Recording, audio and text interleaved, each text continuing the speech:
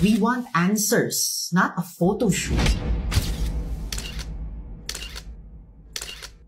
Matapos niyang makipagtaguan sa batas, ginawa namang fan meet nitong si Alice Guo ang pagka-aresto niya.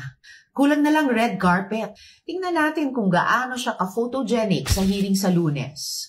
Only pictures siya doon. Isang paalala rin sa ating mga kasamahan sa gobyerno. Hindi dapat ginagawang social event ang pag-aresto sa isang puganteng sangkot sa patong-patong na kaso ng human trafficking, money laundering, fake identity at gross misconduct. Pinaglaruan ni Alice Guo ang mga batas ng Pilipinas at ginamit niya ang posisyon niya para makapag-operate ang mga pogo na naging sangkot sa kidnapping, murder, human trafficking at prostitution. Alice Guo, the fake Filipino, will have a lot of explaining to do on Monday.